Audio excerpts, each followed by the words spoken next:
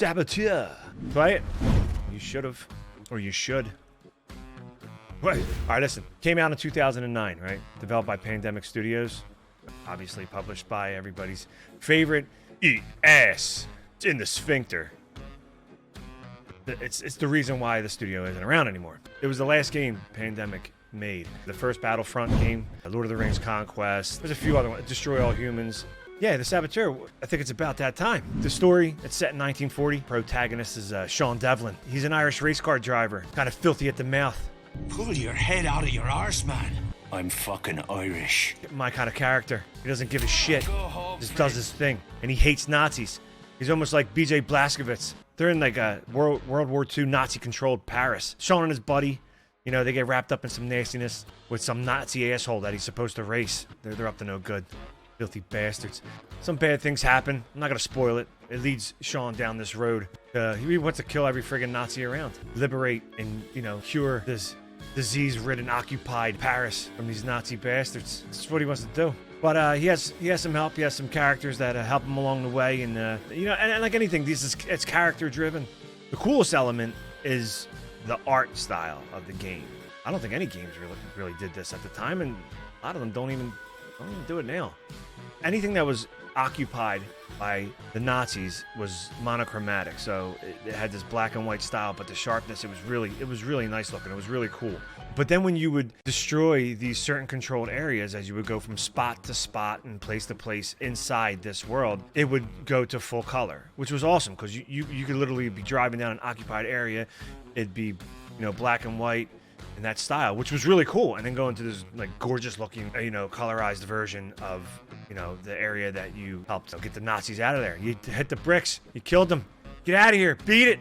I mean, it really looked good for a game in 2009. Vibe it had, the characters, obviously, the cars. You could just jump in cars and drive them. And I think it set itself apart from a lot of the open world action adventures at that time. It still does. They even released a DLC called The Midnight Show. It started the game off a little differently and unlocked more brothels, which were safe houses for you. And it started off with a little beginning intro that you didn't get with the regular version, which showed boobies.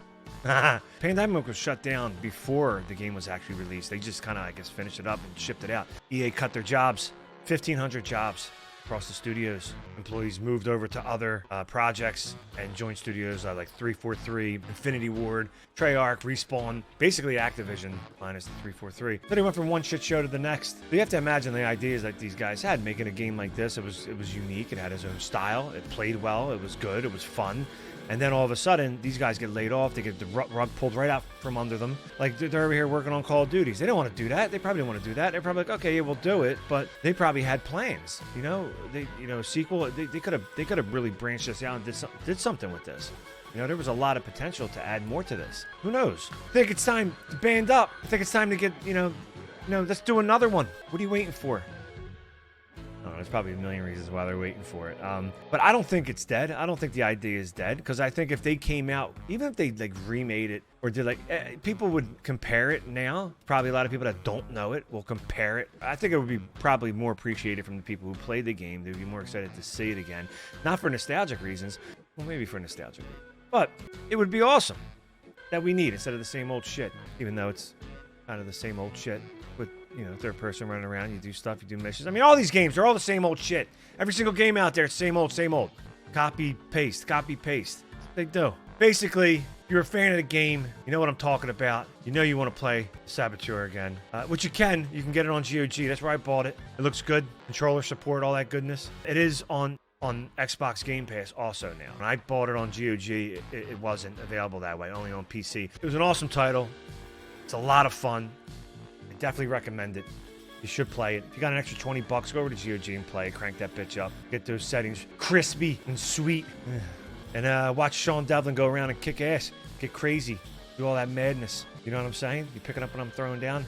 Out of you, fucker. Other than that, do your thing. You know what it is. I don't care. You can catch me streaming if you want to come by and say what's up. You don't have to. But if you want to, this here platform, it might already be. By the time you see this video, I might already be streaming on here. Who knows with the way time works. Do your thing. You click things, all that stuff. Whatever you kids do out there.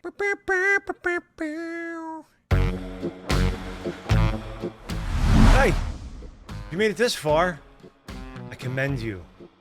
You're a psychomaniac, and I knew it all along. But hey, you can continue your journey, or check out something else. Over there, or click there, or do this, or do that. I don't care what you do. Do your thing. Whatever.